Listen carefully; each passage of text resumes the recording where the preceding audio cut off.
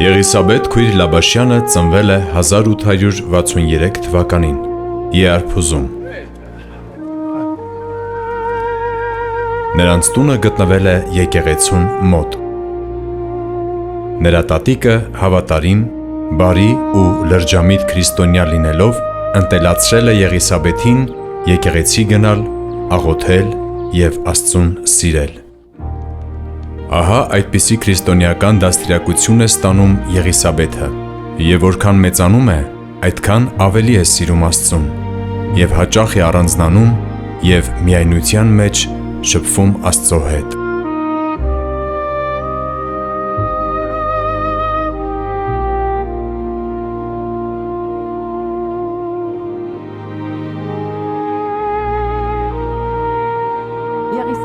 Եղիսաբեթ, աղջիկս արի, քեզ հետ խոսելու բան ունենք։ Այո, մայրիկ, աղջիկս հայրդ ասում է, որ վաղը մեր տուն խնամախոսության են գալու։ Այնպես որ գնա ու պատրաստվիր։ Բայց ես չեմ ուզում ամուսնանալ, մայրիկ, ինչպես թե, ինչի չես ուզում ամուսնանալ աղջիկս։ Ինձ Աստված է զգուշացրել, որ չամուսնանամ։ Ինչ ես խոսում, Եղիսաբեթ, այդ երբ ես զգուշացրել։ Մի օր պարտեզում զբոսնում էի ու հանկարծ Տիրոջ ձայնը լսեցի։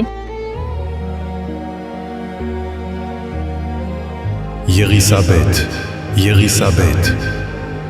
դու իմ վկան ես լինելու, իմ խոսքն ես քարոզելու։ Դու չպետք է ամուսնանաս, իսկ եթե ամուսնանաս, ամուսինդ կմահանա։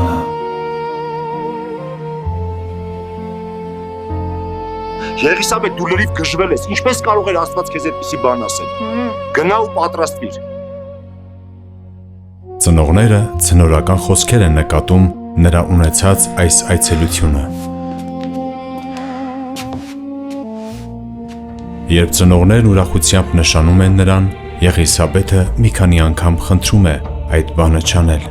բայց նրանք չեն լսում։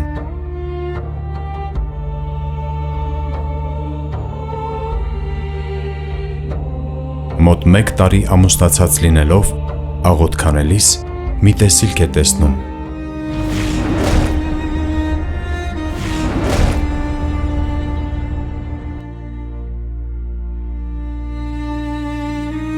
Սկեսուրին ասում է, ամուսինս լեռան վրա սպանվեց։ Իրոք որ, Իարփուզի թուրքերի հետ կատարված մի միջադեպից ամուսինը մահանում է։ Իսկ Եղիսաբեթը վերադառնում է հայրական տուն։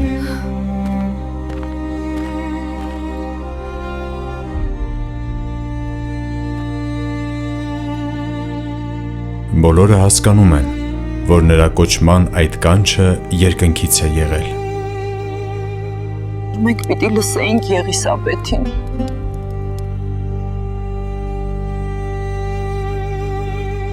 Խեղճ աղջիկս այդքան ասում էր, որ չամուսնացնենք։ Ճիշտ ես ասում։ Հարություն, շուտ կքնես։ Եղավ հայրիկ, արդեն քնում եմ։ Հարություն, ինչ է պատահել։ Դու ինձ կանչեցիր։ Չէ, ես քեզ չեմ կանչել։ Գնա քնիր։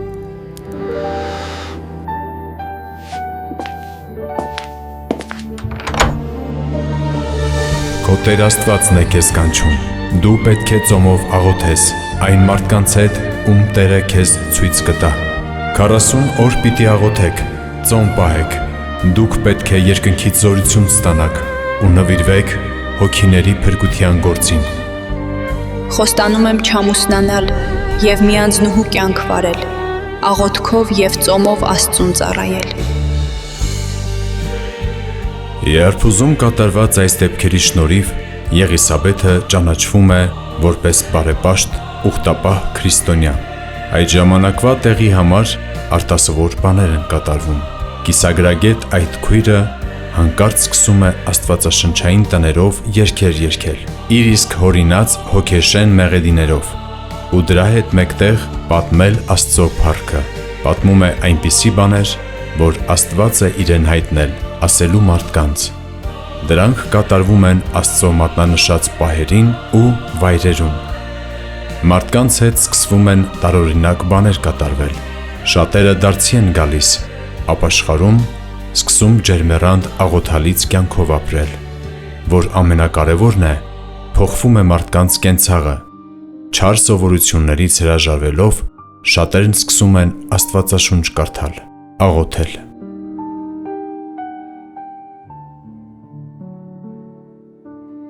Այդ տարիներին Եարփուզի ցորենի շտեմարանների վրա հսկելու համար Մուրադյան Պողոս Էֆենդին Մարաշից Եարփուզ է ուղարկում Կարապետ Ճենանյանին։ Նա այստեղ է գալիս իր ընտանիքով, հանդիպում, զրուցում Եղիսաբեթ քրոջ հետ։ Այնքան է խանդավառվում Քրիստոսի սիրով, որ այլևս մոռանում է իր պաշտոնը եւ անհուն ջերմեռանդությամբ լցվում է Աստծուն եւ իր Փրկչին ծառայելու։ Կրակը սկսում է շատերին ջերմացնել, իսկ նրա արձակած լույսով շատերն են լուսավորվում։ Դարձի է գալիս նաև Զեյթունի վարժապետ Մանուկ Զգոնյանը, որը շարադրում է թրքաբարբար շատ կրոնական երգեր։ Եկեղեցասիրած շարժումը մինչև 1890 թվականը շատ բուռն աճ է ունեցել, ապա այդ աճը կասեցվել է, քանի որ քաղաքական կասկածներ է ներշնչել կառավարությանը։ Մարաշում շատերին կախաղան են բարձրացրել, որպես հեղափոխական, քանի որ ըստ իրենց աղոթքի պահին շատ կասկածելի տեսք են ընդունել։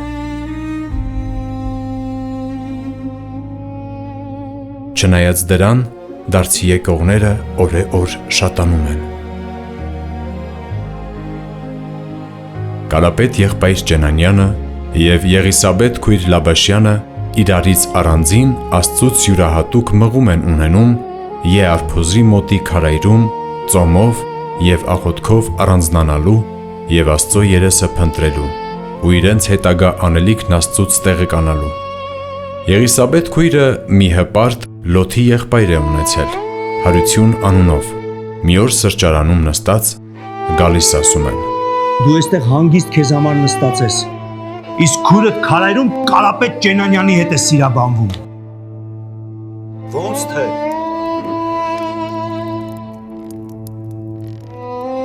Ես դրանց երկուսին էլ կսպանեմ։ Ինչ է Հարություն։ Ինչի ես եկել։ Ձեզ սպանելու համար եմ եկել։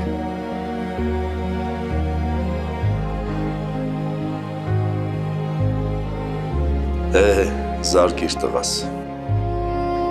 Չեմ կարող։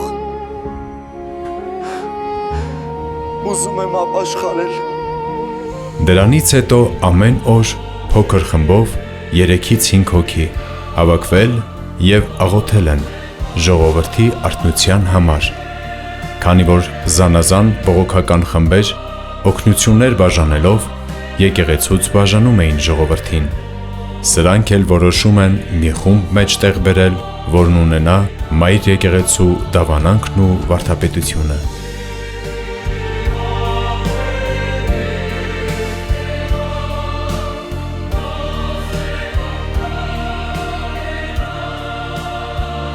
Այդ նույն տարում իր ծննդավայրն այցելության է գալիս Գրիգոր վարդապետ Ոսկերիչյանը, ով այդ շրջանի շրջիկ քարոզիչ է լինում։ Լսում է կատարված հոգևոր այդ իրադարձությունների մասին, ինքն էլ է մասնակցում այդ փոքրիկ և տպավորիչ հավաքներին։ Դարձ և մեծ նորոգություն է ունենում, վերանորոգելով իր ուխտը և որոշ իմաստով օգնում է մի փոքր կանոնակարգելու այդ հավաքույթները։ Նրանք սովորաբար սկսում էին ոտնկայս տերունական աղոթքով, որի վերջում ներկաներից մեկը սրտաբուխ աղոթք էր անում, որն ավարտվում էր որևէ շարական կամ սուրբ պատարագից օրհներգություն երգելով։ Երգում էին երգեր, հետո որևէ մեկը Աստվածաշունչ էր կարդում և քարոզում, պատմում Աստծո մեծամեծ գործերի մասին, որից հետո երգում էին Տեր Ողորմյան, այնուհետև ոտքի վրա երգով կամ առանց եղանակի ասում էին Հայր մերն ու ավարտում։ Այդ աղոթողներն իրենց անվանում էին սիրո ընկերություն։ Շնորհակալ ենք քեզ ով Տեր, քո ողորմությունների համար եւ այս սիրո ընկերության համար։ Այսպես է հիմնադրվում Սեր անունով ծանոթ այս միությունը, որին հարողները կոչվում էին Մուհապետչի։ Այս շարժումը հետզհետե մուտք է գործում աղքատիկ հյուղակները, այրիներ, որբեր, աղքատներ եւ հասարակ ժողովուրդ հետևում են Ճենանյանի հավաքներին։ Մոտակա անտառներում, սոսիների եւ ուռենիների խորհրդավոր ստվերների տակ, աստղազարդ երկնքի տակ Ճենանյանը հսկումներ էր անում, աղոթում էր, իսկ քույր Եղիսաբեթը եւ ճգնավոր Արթինը հրեշտակային ձայնով երգում էին Զգոնյանի շարադրած երգերը։ Այսպես, մինչև 1890-ական թվականները, երբ սկսվում են քաղաքական հետապնդումները, սեր ընկերությունը մեծ տարածում է ունենում։ Շարժումն այնքան է տարածվում, որ քրիստոնյաներից բացի շատ նշանավոր գզելպաշտ թուրքեր եւ քրդեր են հարում շարժմանը, եւ երկսեռ նորընծաներ գիշերով թափոր կազմած գերեզմանոցներ են գնում, ժամերով աղոթելու, հառաչելու եւ ապաշխարելու համար։ 1880-ից մինչև 1895-96 թվականները Կիլիկիայում մեծ ոգևորություն էր պատել ամենքին։ Մարաշ, Զեյթուն, Յարփուզ, Կոքսիոն, Հաճն, Վահկա, Շար, Ադանա, Ալպուստան մեծ բնակավայրերում եւ նրանց շրջակա գյուղերում սիրո ընկերությունը մեծ հաջողությունների էր հասել։ Արթնություններ, հոգևոր մի զարթոնք, հայ եկեղեցու ծոցում։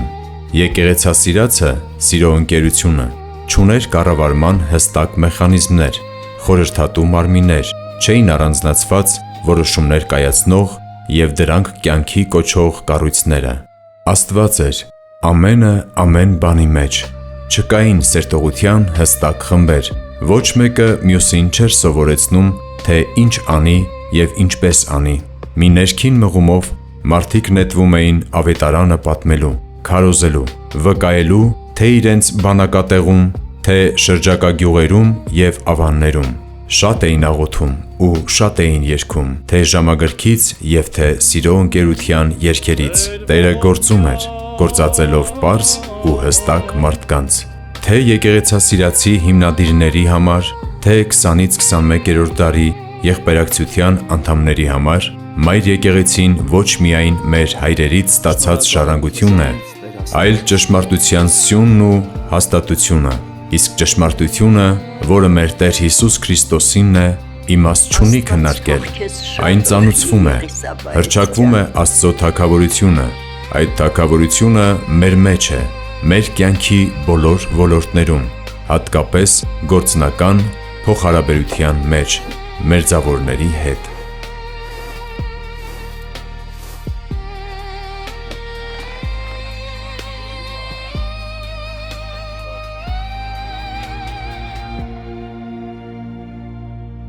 Բազմաթիվ շնորհներն ու հայտնությունները,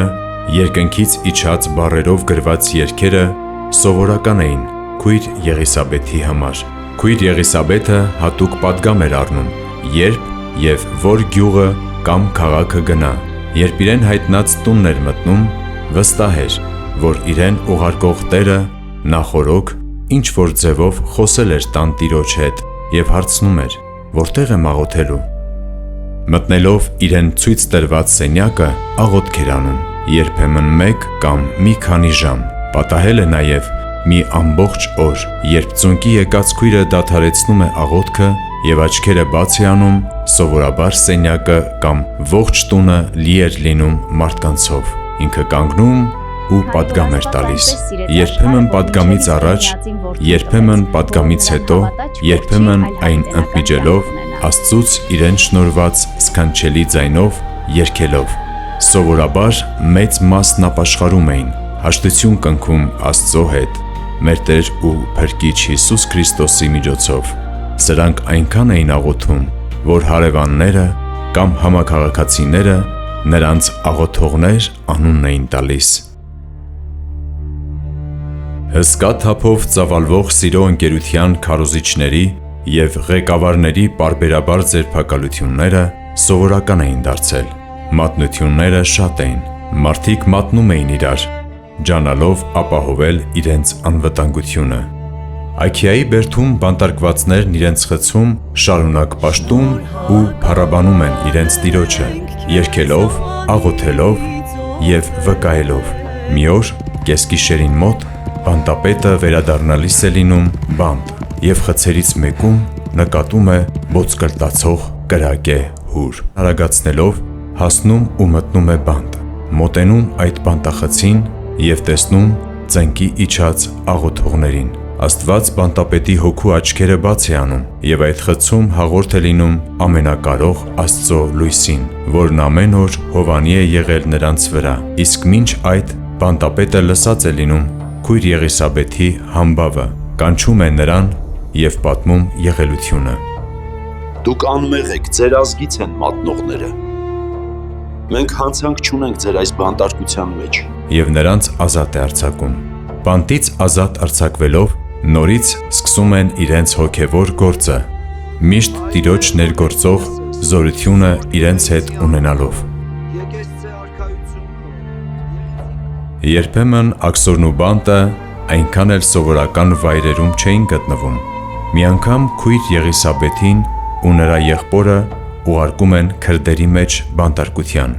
և այնտեղ տարօրինակ բան է կատարվում, երբ Քրիստոսին սիրող սիրո ընկերության անդամ բանտարկյալներն իրենց խցում երգում ու Աստծուն էին փառաբանում, բանտապետի հոգու աչքերը բացվում են, խոստովանում է իրենց ունեցած սխալ ընթացքը։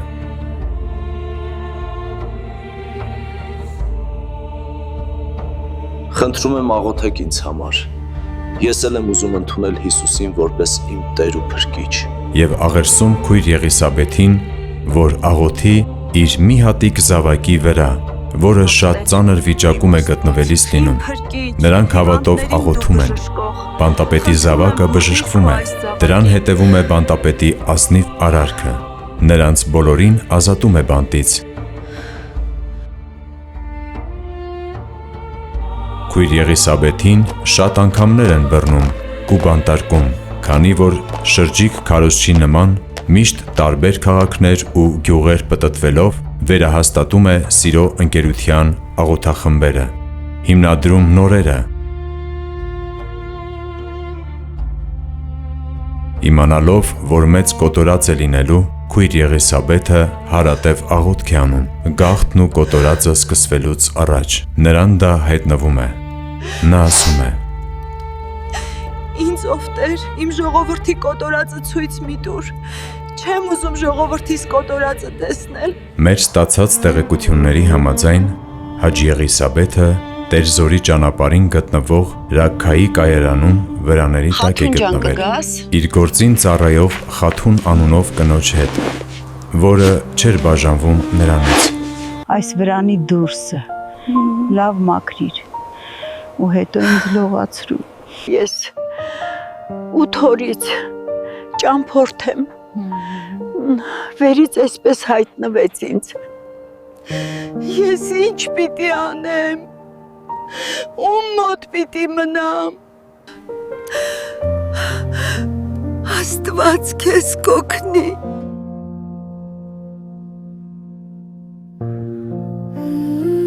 Ճիշտ ասացի պես 8-րդ օրը հոգին ավանդեց։ Այսպես են մահանում մերօրյա սրբերը։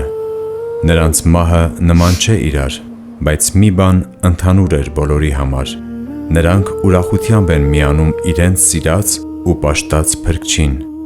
իսկ իրենց բաղձած երկինքն էլ ուրախությամբ ու ցնծությամբ է դիմավորում իրենց։ Կարևոր է իմանալ նաև, որ իր ապրած սուրբ կյանքի և աստվածային առաջնորդության և Սուրբ Հոգու բազում պարգևների պատճառով քույր Եղիսաբեթը հեղինակություն և խորին հարգանք էր վայելում իր բազմազգ շրջապատի համար, նաև տարբեր եկեղեցիների անկեղծ քրիստոնյաների կողմից։ Թվարկելով 2000 տարվա եկեղեցու մեծագույն 93 սրբերին, մեր հայազգի հեղինակներից մեկը Տիմոթեոս Չորպաչյանը 92-րդ համարում նշում է մերօրյա սրբերից մեկին, քույր Եղիսաբեթին։ Իարփուզցի Հաջի Եղիսաբեթ այս քույրը շատ հոգիներ է փրկության առաջնորդել Տերը նրան երգելու պարգևն էր տվել, շատ աղոթասեր, խոնար, անձնազոհ ու Տիրոջ համար շատ հալածանք կրած քույր էր նա։ Տեր Ղևոնդը, Գրիգոր վարդապետը, քույր Եղիսաբեթը շրջիկ քարոզիչներ էին։ Նրանք ոչ միայն նոր աղոթախմբեր էին հիմնում, այլ նպաստում էին մարդկանց հավատի թարմացմանը։ Հոգևոր այս մեծ արթնությունից հետո մարդիկ տարբեր գնահատականներ են սկսում տալ այդ շարժմանը։ Ինչքան էլ քննադատվեր եկեղեցասիրած շարժումը, մի բան հստակ է. նրանում հնարավոր չէ գտնել աղանդի նշույլներ, հնարավոր չէ գտնել այլ եկեղեցիների դրույթներ, անառարկելի է։ Նվիրումը մեր Տեր Հիսուսի ու աստվածաշնչյան պատգամների հանդեպ բնավ չթուլացրեց առաքելական եկեղեցու հանդեպ տածած սերն ու հարգանքը։ Սա հստակ էր նաև, որ խոսված քարոզները վարդապետական քարոզներ չէին, այլ զուտ հոգևոր կյանքը զարգացնող նյութերի շուրջ էին և պարունակում էին իրենց մեջ լուրջ խորհրդածություններ և ուղղակի պատգամ նաև մեղքի մեջ տառապող մարդկանց փրկության ճամփան առաջնորդող։ Ժողովուրդը կարիքն ուներ և ուզում էր լսել այս բաները։